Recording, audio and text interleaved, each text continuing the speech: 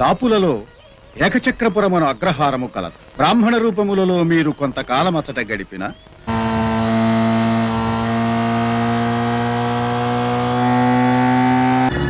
ఈ ఏకచక్రపురము బహుచిత్రముగా ఉన్నది. జనసంచారమే లేదు, గ్రామమంతయు నిశ్శబ్దముగా ఉన్నది.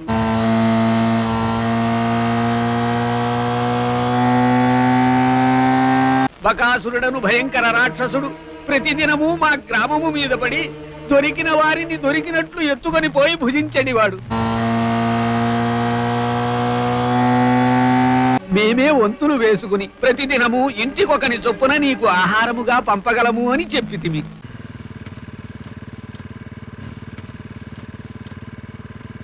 మీ పుత్రుడు వెళ్ళవలసిన అవసరము లేదు. ఇంకా బోర్డు అయితే ఈ పక్కే ఉంది కాబట్టి ఇలా అయితే వెళ్ళిపోతాం. కుమారా, నీవు బయలుదేరు.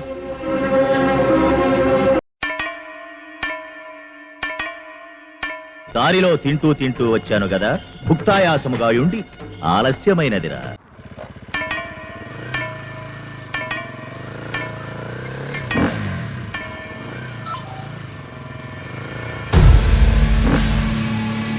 హాయ్ ఫ్రెండ్స్, ఎలా ఉన్నారండి? నేను మీ సాహసయాత్రికుడిని. ఎలా ఉన్నారు? నేనైతే చాలా రోజుల తర్వాత అయితే మీ ముందుకి కెమెరా ముందుకైతే వచ్చేసాను. ఇప్పుడైతే నేను ఒక అడ్వెంచర్ హిస్టారికల్ ప్లేస్ అయిన ఒక అడవి, ఒక భయంకర ప్రదేశం అని చెప్పాలి. ఈ ప్రదేశము 6000 సంవత్సరాల క్రితం నాటి పురాతనమైన కథ కలిగిన ఒక చారిత్రాత్మక కథ. ద్వాపర యుగం నాటికి సంబంధించిందండి. ద్వాపర కాలం నాటంలో ఈ ప్రాంతంలోనే ఒక భయంకర రాక్షసుడైన బకాసురుడు నివసించేవాడు. ఆ నివసించే ప్రాంతమే ఈ ప్రాంతము.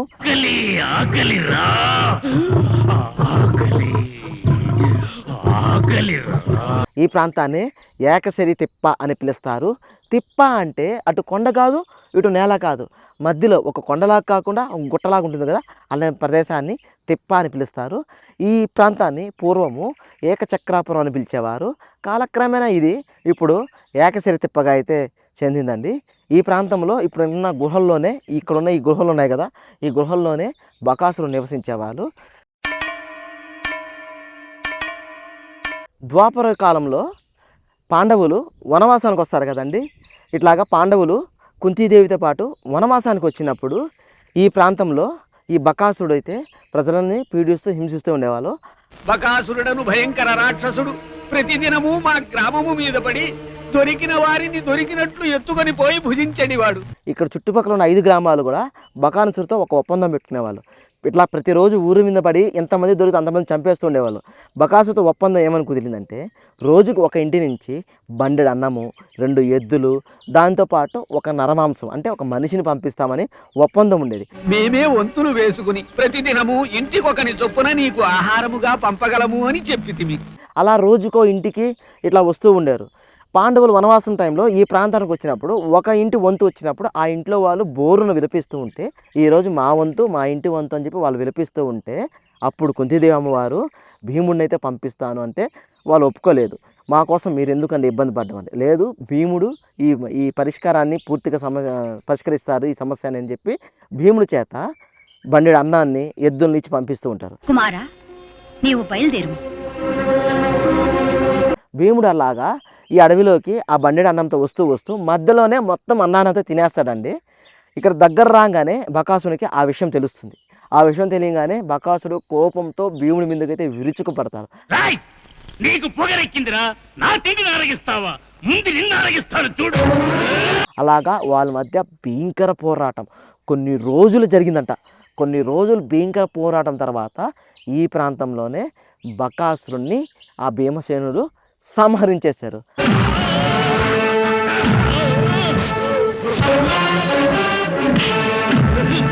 అక్కడితో ఈ బకాసురుని పీడ ఇక్కడ ఉన్న చుట్టుపక్కల ప్రజలకైతే పూర్తిగా విముక్తి కలిగింది. ఆ బకాసురుడు నివసించిన గృహలు, నివసించిన ప్రదేశము, అతను ఒక బావి కూడా తవ్వాడంట. ఆ బావి ఇప్పటికి కూడా ఎండాకాలంలో కూడా పూర్తిగా నీళ్ళతోనే ఉంటుంది, ఇంకిపోదని. ఇక్కడే బకాసురుడు ఒక శివలింగాన్ని అయితే ప్రతిష్ఠించి నిత్య పూజలు చేసి స్వామివారి దగ్గర వరములు పొందారని ఇక్కడున్న స్థల పురాణము. ఇప్పుడు మేమున్న ప్లేసే బకాసురుడు నివసించిన ప్రదేశము. గుహ కూడాను ఆ తిప్ప మీద అయితే ఉన్నాము. ఇలా కిందకైతే వెళ్ళిపోయి ఆ బకాసురుని గృహాన్ని అయితే చూసేద్దాము. ఈ లోపల ఒక వీడియోకి ఒక లైక్ కొట్టి ఛానల్ ఇంకా సబ్స్క్రైబ్ చేసుకోకపోతే ఒక సబ్స్క్రైబ్ కొట్టేసేయండి.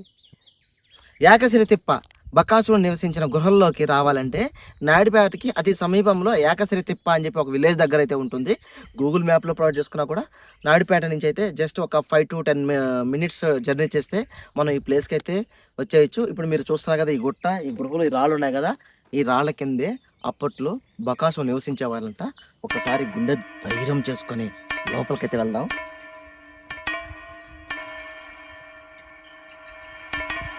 భీకరమైన అడవి.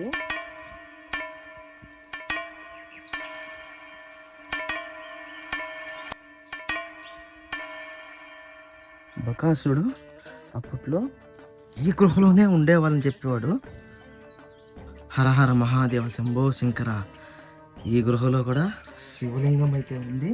ఇంత చిన్న గృహలో అప్పట్లో ఇక్కడ బకాసురుడు నివసించేవాడంట. ఇవన్నీ తిప్పలు, ఇలాంటి గృహాలు చాలా ఉండేటట్టు ఉన్నాయి. ఇవన్నీ కాలక్రమేణా వెళ్ళిపోయినాయి. ఇట్లా కూడా ఇది బాట అయితే ఉంది, అడవి మార్గము. ఈ గృహలోనే బకాసురుడు నివసించేటట్టున్నాడు. ఈ గృహలోనే అప్పట్లో బకాసురుడు ఉండేవాడు. నాకు తెలిసి ఇది పెద్ద గృహ అనుకుంటా. కాలక్రమేణా గృహ సైజు మారడము, లేదంటే భూమి పరిణామాలు చెందుతుంటాయి కదా, దానివల్ల గృహ చాలా వరకు పోయింది అనిపిస్తుంది. ఇక్కడైతే మహాశివుని యొక్క విగ్రహం అయితే ఉందండి. కానీ ఇప్పుడు ఈ గృహలో అయితే ఒక శివలింగాన్ని అయితే నిర్మించున్నారు. ఇదే ఈ శివలింగము, గృహ లోపల ఉన్న శివలింగము. ఇంకా లోపలైతే చాలా చీకటిగా ఉంది, మ్యాక్సిమం కనబడట్లేదు. చూపిద్దామన్నా కూడాను. ఈ గృహే, ఈ ఇల్లే రాక్షసుని నివసించిన ఇల్లు, రాక్షసుని యొక్క గృహ. ఇప్పుడు ఆ కైలాసనాథుని యొక్క నీడ. ఈ గృహలో అప్పట్లో రాక్షసుడు ఉంటే ఇప్పుడు దేవుడు ఉన్నాడు. హరహర మహాదేవ శంభో శంకర, ఓం నమ శివాయ. ఈ దగ్గరలోనే బకాసుడు ఒక శివలింగాన్ని ప్రతిష్ఠించి నిత్య పూజలు చేస్తూ స్వామివారి దగ్గర వరం పొందాడని, ఆ స్వామిని భూపతినాథ స్వామి అని పిలిచేవారని, దగ్గరలోనే బకాసుడు ఒక బావిని కూడా తవ్వాడని, ఎంత వేసవిలో కూడా ఆ బావిలో నీరు ఇంకిపోదని కూడా చెప్తూ ఉంటారు. ఈ గృహ చూసాం కదా, ఇక్కడి నుంచి ఆ బావి దగ్గరికి, ఆ టెంపుల్ దగ్గర కూడా వెళ్ళిపోతాము. మంచి అడవి ప్రాంతం అండి, చాలా జాగ్రత్తగా రావాలి. ఎక్కడ ఏ పాములు ఉంటాయని కూడా తెలియదు, ఏ జంతువులు ఉంటాయని కూడా తెలియదు. ఇక్కడైతే జింకలు అయితే ఎక్కువ తిరుగుతూ ఉంటాయని కూడా చాలామంది చెప్పారు. మనకైతే ఇక్కడ కనబడలేదు. ఇంకేసి మనం వెళ్ళే దారిలో ఏమైనా ఆ జింకలు కనబడచ్చేమో, చూద్దాము. ఈ అడవిలో ఈ విధంగా గుంతలు, కొట్టకలు అన్నీ ఉంటాయండి. అలా గృహ నుంచి కొంచెం ముందుకు రాగానే ఈడైతే ఒక సొరంగ మార్గంలా కనబడుతుంది కదా, చూసారు కదా, ఇదేను బకాసురుడు నిర్మించిన బావి. ఇప్పుడు ఒకసారి బావికి మనం పైనుంచి అయితే చూద్దాం ఎలా ఉంటుందో అని. ఈ బావికి పై వైపును చూస్తే ఈ విధంగా అయితే ఉంటుందండి. మొత్తం కూడా ఏంటంటే ఫెన్సింగ్ చేస్తున్నారు. ఈ బావి కూడా చూడండి, ఒక శివలింగ ఆకృతి లాగా ఉంది పైనుంచి చూస్తుంటే. ఇలా వచ్చి ఇలా అయితే తవ్వున్నారు. దీని చుట్టూ కూడా ఫెన్సింగ్. ఈ బావిలోకి స్టెప్స్ అయితే ఇలా ఉన్నాయి. ఈ స్టెప్స్ దాకా ఇలా అయితే కిందకి వెళ్ళాలి. ఈ బావి కూడా ఎలా ఉందంటే ఒక ఎల్ షేప్ లాగా ఉంది. ఇట్లా కిందకి వెళ్ళి ఇటు తిరుగుతాం కదా, ఇలా అద్దోండి ఆడ దూరం కనబడతాం కదా, అదే బకాసురుడు తవ్విన బావి. అక్కడే ఒక చిన్న టెంపుల్ కూడా ఉంది. ఇంకా లోపలికైతే వెళ్దాము. ఒక గృహలోకి పోతే ఎలా ఉంటుందో ఆ విధంగా చుట్టూ ఈ బావి కూడా తోడ ఎలా తవ్వారంటే, కింద లోపల ఒక బావి ఉంది కదా, ఈ చుట్టూ కూడా చూడండి మెట్ల మార్గం. అప్పట్లో అలా వచ్చేవాళ్ళు అనుకుంటా. అక్కడ చిన్న మెట్లు కనబడతాయి కదా, ఆ మెట్ల మార్గం ద్వారా ఇలా వచ్చి దిగి ఇక్కడున్న బావిలో నీళ్లు పట్టుకొని వెళ్ళేవారు. ఇప్పుడు మనం చూస్తున్న ఈ మెట్లు ఈ మధ్య రీసెంట్గా ఏమైనా నిర్మించుంటున్నారు. అందువల్ల మనం ఇలా అయితే వచ్చాము. అప్పట్లో ఇవన్నీ యూజ్ చేసుకోవాలనుకుంటే ఇదొక స్టెప్స్, ఆ స్టెప్స్ ద్వారా ఈ బావిలోకి అయితే వచ్చేవాళ్ళు. ఈ బావి దగ్గర అయితే 2 స్తంభాలు, ఒక బావి, అమ్మవారి యొక్క విగ్రహం కూడా ఉంది. ఓం శక్తి పరాశక్తి. చిన్న టెంపుల్ కూడా, అమ్మవారి టెంపుల్, గంగమ్మ అమ్మవారి యొక్క టెంపుల్. ఇక్కడ చూసా కదా ఆ మెట్లు, ఎంత అసలు వైబ్ ఎలా ఉంది తెలుసా. ఇప్పుడు నేను ఏ కాలంలో ఉన్నానంత వైబ్ అయితే కనబడతా ఉంది. పెద్ద బావేనండి, ఆ బావి కూడా స్టెప్స్. ఇప్పుడు ఇది ఈ బావిలో ఇక్కడ చూడండి, ఈ బావేను అప్పట్లో ద్వాపర కాలయుగం నాటి బావి. బకాసురుడు నిర్మించిన బావి తన స్వహస్తాలతో. ఇప్పటికీ నీళ్ళైతే ఉన్నాయి, చూస్తున్నారు కదా. మంచి ఎండ సమ్మర్ టైము అయినా కూడా ఇక్కడైతే వాటర్ అయితే కంటిన్యూగా ఉన్నాయి. కానీ వైబ్ ఉందండి, ఎంతో హర్రర్గా భయంకరంగా అయితే ఉంది ప్లేసు. ఇక్కడ ఒక చిన్న అమ్మవారి యొక్క టెంపుల్ కూడా ఉంది.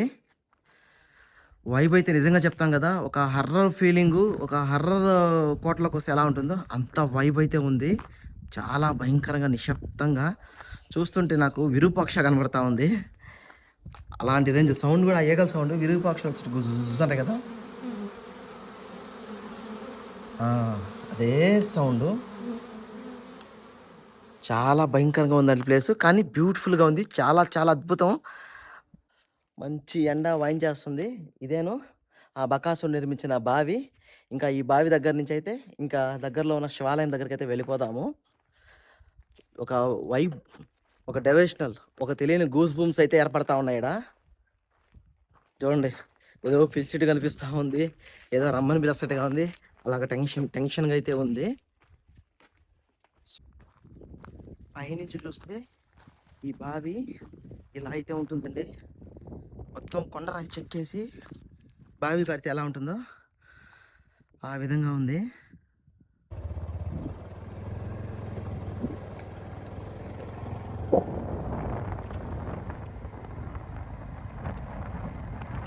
బకాసురుడు నివసించిన గుహలు ఉన్నాయి కదండి, ఈ గుహల దగ్గరలోనే జస్ట్ బై వాకింగ్ డిస్టెన్స్లో అయితే ఒక అతి పురాతనమైన ఒక శివాలయం అయితే ఉంది. ఆ శివాలయం ఇదేనండి, శ్రీ శ్రీ శ్రీ శ్రీ గౌరీ సమేత శ్రీ భూపతేశ్వర స్వామి వారి యొక్క ఆలయము. ఈ ఆలయం కూడా దట్టమైన తిప్ప మీద అడవిలో అయితే ఉంటుంది. చాలా నిర్మానుషంగా, చాలా ప్రశాంతంగా అయితే ఉంటుంది. ఇప్పుడు ఒక్కసారి మనం లోపలికైతే వెళ్దాము. ఇక్కడ ఇంకా అభివృద్ధి జరుగుతుందండి ఈ ఆలయము. లోపలైతే ఇంకా కన్స్ట్రక్షన్ జరుగుతుంది, ఇప్పుడిప్పుడే అభివృద్ధి జరుగుతూ ఉంది. చాలా బాగా డెవలప్ కూడా చేస్తున్నారు. ఒకసారి లోపలికి వెళ్ళి స్వామివారి దర్శనం అయితే చేసుకుందాము. ఇక్కడైతే వేప చెట్టు, రావి చెట్టు కలిసిపోయి అయితే ఒక చెట్టు అయితే ఉందండి. ఇక్కడ ఏంటంటే భక్తులు సంతానము వాళ్ళ కోరికలు నెరవేరకపోతే ఇక్కడ అనుకోండి, ఇట్లా చూపిస్తాను. ఇప్పుడు ఇక్కడ చూశారు కదా, సంతానం లేని భక్తులు ఇక్కడ స్వామివారికి మొక్కుబడి చెల్లించి వాళ్ళ పైట కొంగుంచి ఇలా ఉయ్యాల గడ కట్టారంటే సంతానం లేని వాళ్ళకి సంతానం కలుగుతుందని కూడా ఇక్కడ అయితే నమ్మకము. ఇంకా టెంపుల్ విషయానికి వస్తే చాలా బ్యూటిఫుల్గా ఉంది. ఒకసారి లోపలికి వెళ్దామండి.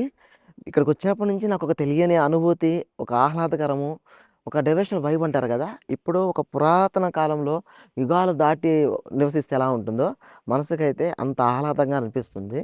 ఓం నమో నందీశ్వరాయ నమః, ఓం నమో నందీశ్వరాయ నమః, ఓం నమో నందీశ్వరాయ నమః.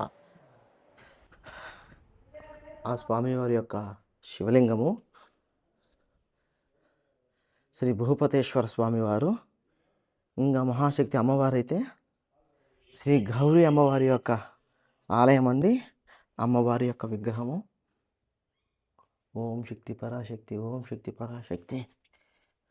మనకి కోటి లింగాలలో ఎలా అయితే వరుసగా శివలింగాలు అయితే ఉంటాయో ఆ విధంగా మొత్తం శివలింగాలు. ఇక్కడున్న భూపదనాథ స్వామిని అయితే బకాసును నిర్మించారని ఇక్కడున్న స్థానికులు కూడా చెప్తూ ఉంటారండి. ఇక్కడ స్వామివారి కోరికలు నెరవేరిన తర్వాత ఇలా భక్తులైతే ఇప్పుడు మీరు చూస్తున్నారు కదా, ఈ విధంగా శివలింగాన్ని అయితే ఇక్కడ ప్రతిష్ఠిస్తూ ఉంటారు. ఎవరైతే ఇక్కడ శివలింగాన్ని ప్రతిష్ఠిస్తుంటారో వాళ్ళ పేర్లతో పాటు అయితే ఇక్కడ ఉంటుందండి. కోరికలు నెరవేరిన ప్రతి ఒక్క భక్తులు కూడా ఇదే విధంగా ఇక్కడ శివలింగాన్ని అయితే ప్రతిష్ఠిస్తూ ఉంటారు. అక్కడ దూరంగా మీకు ఒక ర్యాక్ కనబడుతుంది కదా, ఒక షెడ్. ఆ షెడ్ ఉంది, ఆ షెడ్లో అయితే పూర్తిగా నిండిపోయింది. ఆ తర్వాత ఇది రెండో షెడ్.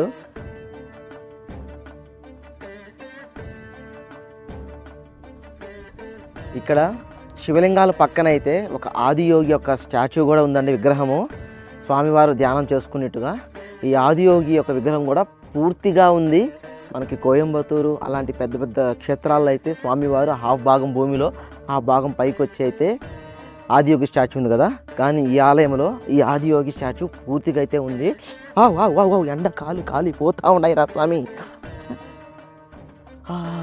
హర హర మహాదేవ శంభో శంకర, ఓం నమ శివాయ, ఓం నమ శివాయ. ఎండ వాచిపోతా ఉంది, దిగేద్దాం, నవల కావట్లేదు.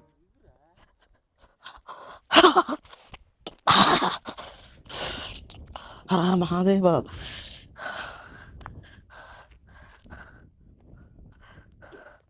ఇక్కడైతే ఒక పెద్ద శివలింగం కూడా ఉందండి. ఈ శివలింగం పక్కనే ఆదియోగి యొక్క స్టాచ్యూ. అబ్బా, పైకి అయితే ఎక్కాం కానీ నా వల్ల కాలేదండి. ఎండ అదిరిపోతూ ఉంది. ఆల్మోస్ట్ 44 degrees చూపిస్తుంది ఇక్కడ సెల్సియస్. అంత హెవీగా ఉంది ఎండ. ఇంకా ఈ టెంపుల్ చూడండి, చూసేందుకు శివలింగం అయితే ఎలా ఉంటుందో ఆ విధంగా శివలింగ ఆకారంలో అయితే ఉంది.